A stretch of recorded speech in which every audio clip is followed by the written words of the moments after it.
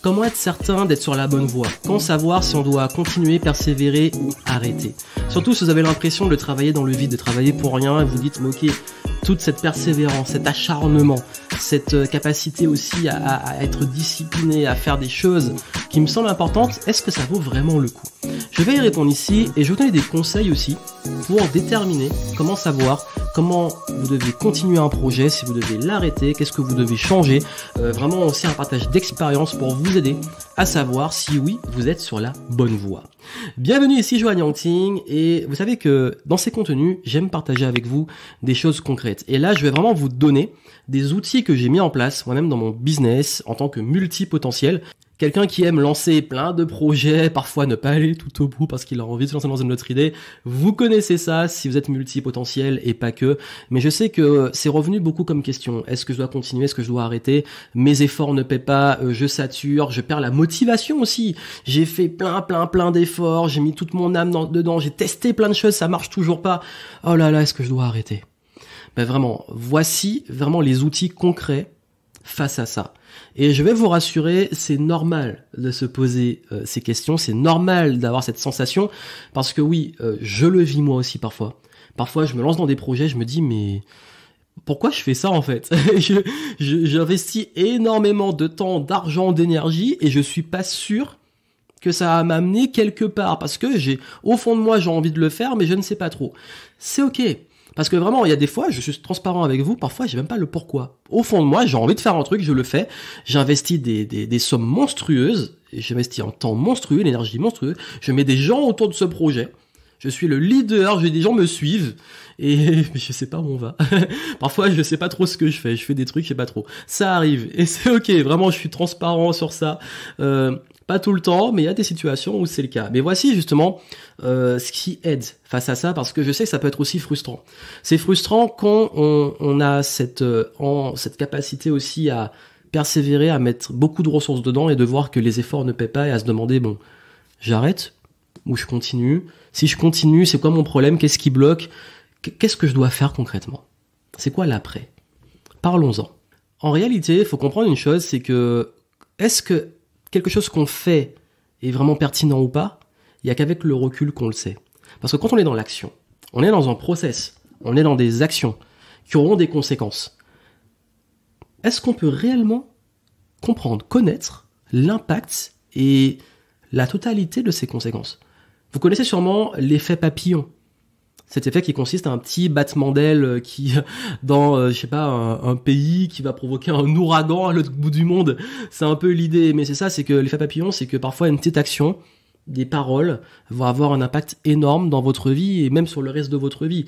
Je prends mon cas, il y a des situations où le fait d'avoir juste dit un jour, je vais créer un petit blog d'étudiants, j'aurais jamais imaginé que ça m'aurait amené là aujourd'hui. Le fait d'avoir fait une vidéo pendant un voyage à New York spontané sur la loi d'attraction, comme ça m'aurait amené à une certaine notoriété. Le fait aussi d'avoir un jour décidé de avoir eu l'audace de contacter quelqu'un qui a accepté de m'accompagner sur un lancement d'un business qui m'a permis de décoller, de démarrer.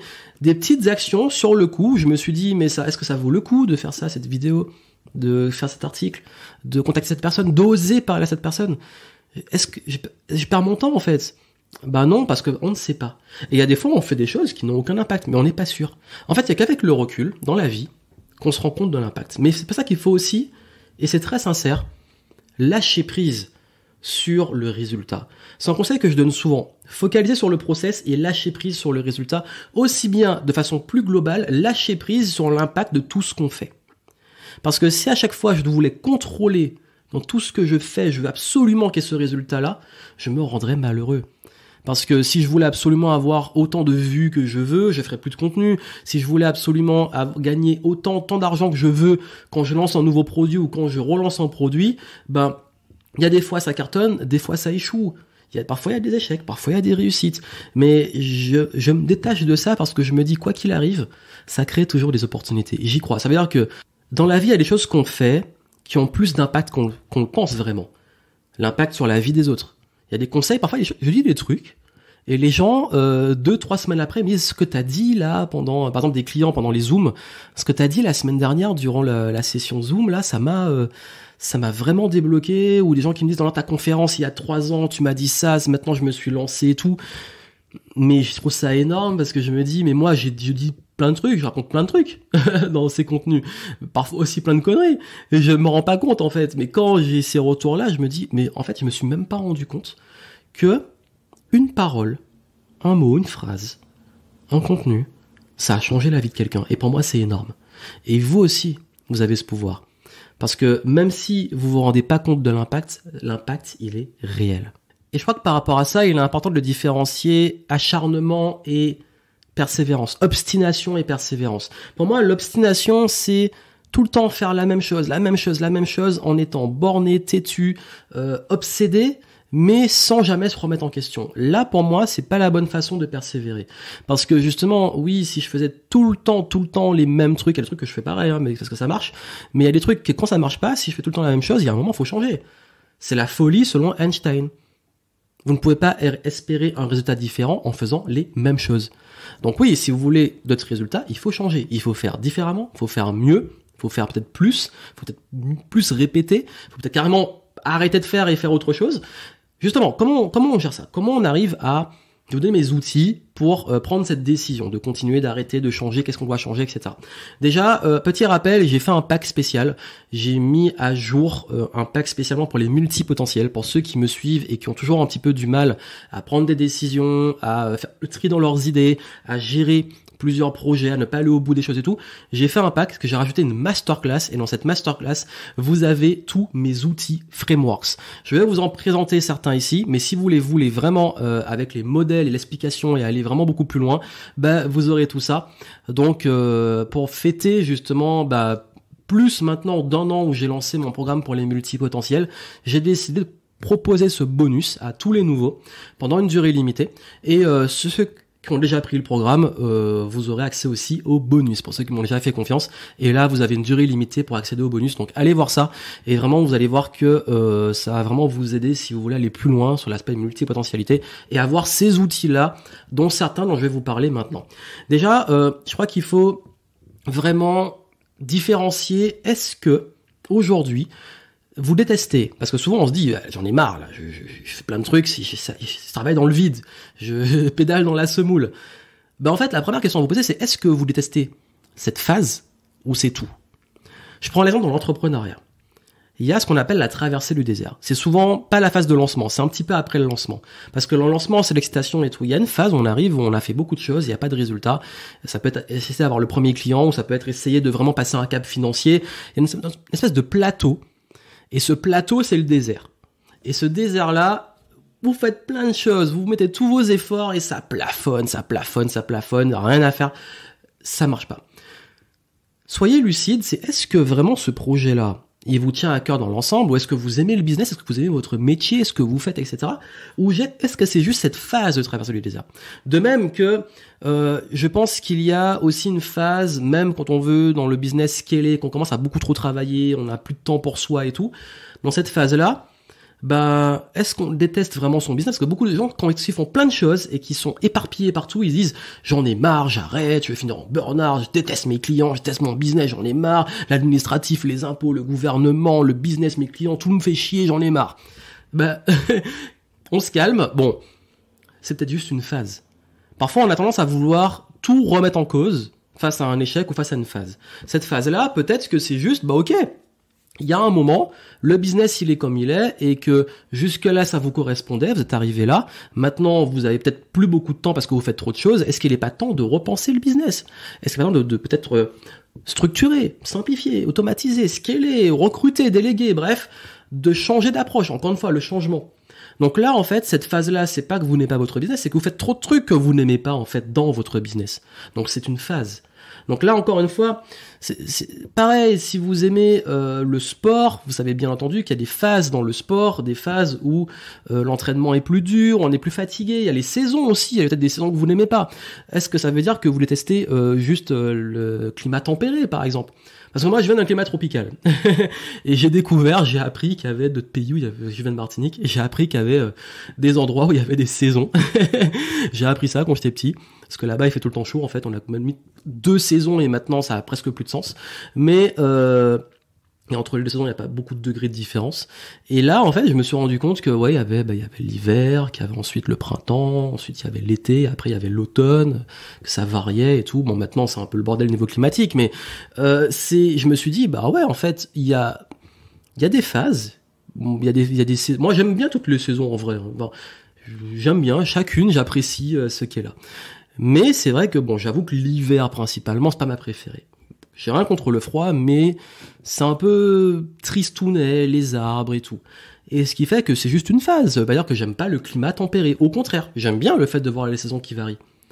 Et du coup, c'est un exemple, une métaphore que je vous donne, de se dire, bon, ok, est-ce que c'est pas juste la phase dans laquelle je suis et que je dois changer quelque chose. Donc ça, il va falloir cette lucidité, ce recul, de pas vouloir jeter tout l'eau du bain avec le bébé et se dire, bon ok, est-ce que c'est pas juste la phase dans laquelle je passe qui est désagréable et qu'est-ce que je fais pour pouvoir justement la passer. Une fois qu'on a fait ça, moi je vais vous donner une règle, notamment pour ceux qui veulent se lancer dans quelque chose et qui veulent être sûrs de savoir quand faire le bilan. C'est la règle des 100. Ça veut dire que si vous aujourd'hui vous lancez par exemple une chaîne YouTube, n'arrêtez pas avant d'avoir fait 100 vidéos. Vous lancez un podcast, n'arrêtez pas avant d'avoir fait 100 épisodes.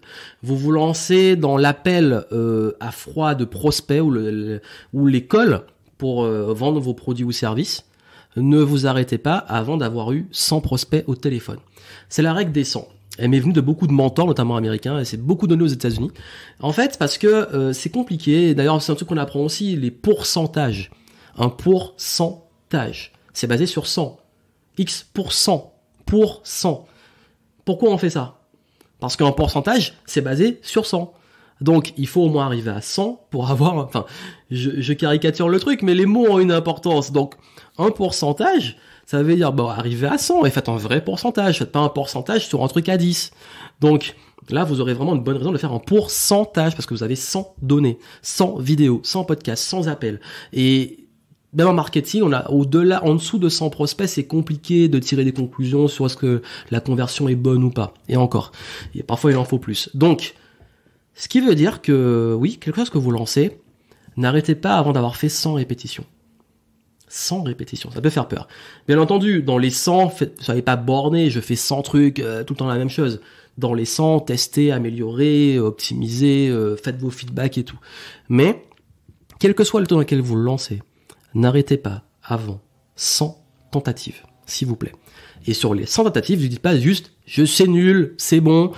Faites un vrai bilan, un vrai constat sur les 100, quelles sont les données qui ressortent. Qu'est-ce que je peux apprendre de tout ça? Et là, je tire des conclusions. Sur les vidéos, sur les 100, il y en a une qui a marché, pourquoi comprendre? Ça n'a pas marché, ça a marché. Vous êtes en état d'apprentissage, en fait, constant. Ensuite, la règle des 100, c'est une chose. Moi aussi, j'ai la règle des 90 jours. Ça veut dire, la règle des 90 jours, c'est que là, je vais donner une règle de répétition. Mais il y a des fois, il y a des choses qui sont pas juste basées sur des répétitions. Il y a des choses qui sont basées aussi sur les durées. Quand je lance un test dans mon business, le test and learn, une campagne marketing, une offre, un système, etc., une pub et tout, je ne fais pas de conclusion avant 90 jours. Le premier mois, c'est la mise en place, le test, premier résultat. Le deuxième mois, on prend un vrai recul et on se dit, bah ok, qu'est-ce qu'on peut améliorer, tester le différent, comparer, etc. Et le troisième mois, on va voir les résultats des changements qu'on a fait et se dire, bon ok, là on a un vrai recul. 90 jours, c'est le modèle que j'utilise pour fixer des objectifs, pour mettre en place mes plans d'action, pour tester les choses, parce que c'est assez long pour avoir une vision d'ensemble et assez court pour se dire, ok, on voit où on va. Donc généralement, je vais faire un objectif sur un an, que je vais ramener à 90 jours, donc ça veut dire que sur l'année, je vais avoir ce qu'on appelle les quarters, les trimestres. Donc Q1, Q2, Q3, Q4 dans le langage business. Donc les quarters, donc ce qu'on appelle, enfin en français on dit les trimestres. Donc ce sont les 3 mois. Donc pour ça aussi que je crois fortement aux accompagnements Game Entrepreneur, c'est 3 mois, des trucs comme ça, parce qu'en fait 3 mois c'est vraiment le format pour moi idéal pour avoir des résultats tout en ayant du recul. Et donc du coup, si vous voulez tester quelque chose, basez vos conclusions qu'au bout de 90 jours avec une vraie rigueur d'analyse de ce que vous faites et vous dire qu'est-ce que vous testez, et ayez aussi ce qu'on appelle votre accountability. Je ne sais pas comment on pourrait le traduire vraiment en français, parce que Accountability, c'est pas la comptabilité, c'est pas, en fait, c'est ayez votre système de tracking. Je vous donne tout ça dans le programme et les bonus que je vous ai mis. Mais moi, ce que je fais, c'est que je vais toujours, dans tout ce que je fais, mesurer. Non, pas tout, je parle vraiment des choses basées sur la performance. Par exemple, dans le business, mes campagnes marketing, je vais tester, comparer les pubs, voir les résultats, les chiffres, les indicateurs clés de performance, qu'on appelle les KPIs. Je vais également, toujours, même quand je teste une routine, voir sur quel indicateur je peux me baser. Par exemple, sur le sommeil, je vais tester de dormir à telle heure, tel temps pendant 90 jours, par exemple, pour créer une habitude, et je vais voir justement comment je me sens, avoir un indicateur sur le ressenti, sur le niveau d'énergie. Bref, il y a plein de façons de faire comme ça, que ce soit dans le sport, dans le business, dans la santé, il y a des indicateurs, il y a des trucs. Donc quel que soit le domaine dans lequel vous êtes, vous avez des indicateurs clés et prenez en compte les indicateurs, parce qu'il n'y a rien de pire quand on sait pas si on travaille dans le vide ou pas, que de pas avoir d'informations. Parce que oui, si vous n'avez pas d'informations, vous ne pouvez pas tirer des conclusions. Donc là, il faut, dans ces situations-là, se dire, ok, quelles sont mes infos, qu'est-ce que j'analyse et comment je traque ma progression. Parce que souvent, on ne voit pas la vraie progression et on ne voit pas aussi les progressions transversales. Je vais y venir, ce sera le point suivant. Mais juste avant ça, oui, essayez de comprendre dans les games dans lesquels vous êtes, dans ce que vous faites. Je dis tout le temps ça à mes clients. Ok, bon, t'en as marre de tester plein de trucs en marketing qui marchent pas, est-ce que t'as vraiment mis en place des chiffres? Parce que souvent, on a tendance à se disperser, faire plein de choses sans voir ce qui marche vraiment. Ce sur quoi on va mettre son focus. Et souvent, on se rend compte, parfois, c'est devant nos yeux, il y a un truc qui fonctionne et on le voit pas. Ça m'amène au point suivant, avant de nous donner le dernier. Le point suivant, c'est d'avoir des reculs expérimentés. Parce que quand on a trop la tête dans le guidon, qu'on n'a pas le recul, il est important d'avoir quelqu'un qui va donner ce recul. Ça peut être un mentor, un coach, un consultant. J'ai expliqué la différence entre ces différents métiers, je vais pas y revenir à chaque fois. Mais quelqu'un qui a le recul que vous n'avez pas et qui va vous aider. Le mentor va peut-être vous donner une vision panoramique de son expérience et tout par rapport à ce qu'il a vécu ou ce qu'il voit de ce que vous faites pour vous aider. Le coach va vous dire ok, l'objectif, lui, il va vous mettre vos indicateurs, votre tracking. Un bon coach sportif vous met les bons indicateurs, un bon coach business vous met les indicateurs, un bon coach santé vous met les indicateurs. Bref, il va vous suivre sur ça et vous accompagner. J'ai déjà dit le mentor, on a aussi la personne qui va être le consultant, il va vous conseiller, il va vous dire il va faire un audit par rapport à la situation, il y a ça, tel chiffre, voici ce qu'on va mettre en place, c'est du conseil. On peut mixer un peu tout ça. Bref, quelqu'un qui aura le recul pour vous aider. Si vous voulez ce recul sur le business et tout, vous pouvez réserver un appel, vous avez les liens en descriptif. Si vous voulez discuter avec moi, mon équipe, pour qu'on vous aide notamment sur le business et tout. Mais en tout cas, il faut quelqu'un qui a un recul. Même moi, il y a des fois où j'ai la tête dans le guidon, je sais que je vais demander du recul aux autres dans des masterminds, faire appel à un mentor ou un coach. Je prends toujours des gens très spécialisés sur des choses très pointues parce que généralement je sais ce que je veux et j'ai assez de recul pour aussi savoir ce que je veux. Donc je sais où aller généralement. Mais en tout cas, c'est important d'avoir ce recul, c'est une hygiène aussi, parce que le chirurgien ne peut pas s'opérer lui-même.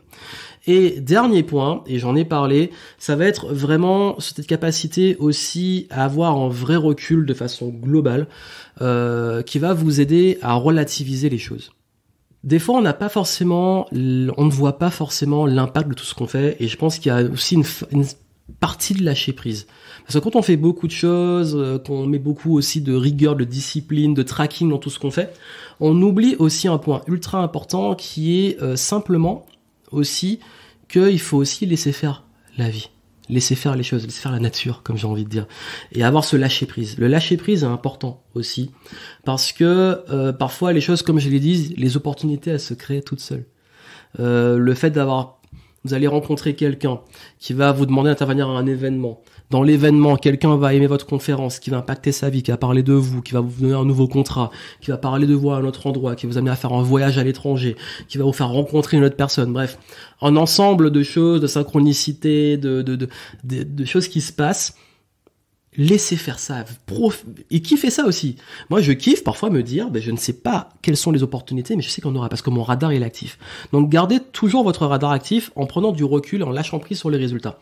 Ça veut dire que là, en fait, ce qui va faire la différence aussi, c'est votre capacité aussi à faire preuve de patience, à faire preuve aussi de se dire, ok, je fais les choses, mais mon travail me sert pas à rien. Pourquoi ? Parce que vous développez des compétences. Vous devenez meilleur. Le fait de répéter, j'ai parlé avant, le fait d'avoir fait plein de vidéos, je pourrais me dire aujourd'hui, j'ai deux façons de voir les choses. Je suis en échec parce que j'ai pas atteint les 100 000 abonnés, ou je fais pas tant de vues, ou je suis pas forcément dans ce que je voudrais vraiment quand j'ai lancé mes vidéos. Ou je pourrais me dire, grâce à ça, je suis devenu très bon en prise de parole. Ça m'a aidé aussi à faire des conférences, à gagner confiance en moi, à toucher une audience, à avoir un impact sur plein de vies. En fait, les opportunités, elles sont toujours là.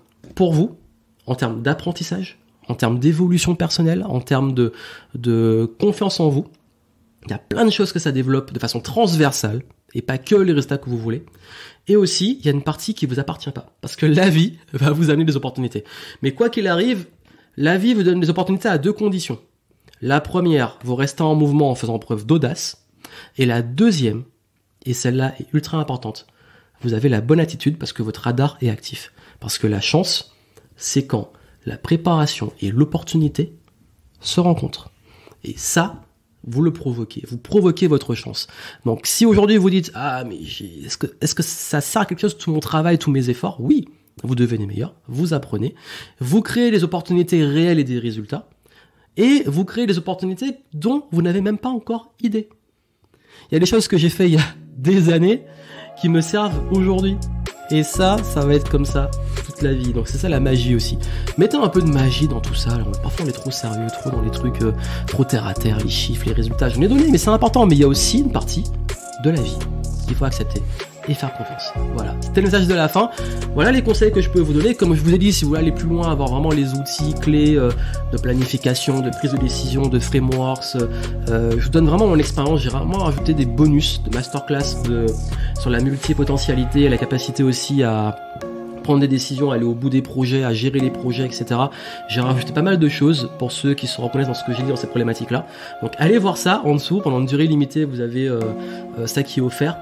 Et moi je vous retrouve par la suite. Donc n'oubliez pas de vous abonner, de suivre la chaîne YouTube, le podcast, de partager, laisser des likes, laisser des étoiles sur le podcast. C'est important, ça aide, ça contribue et ça montre aussi, et j'espère que ça a aussi un impact. Mais comme j'ai dit, je le fais, j'ai plaisir à partager et je lâche prise sur une fois que le contenu il est publié, il m'appartient plus.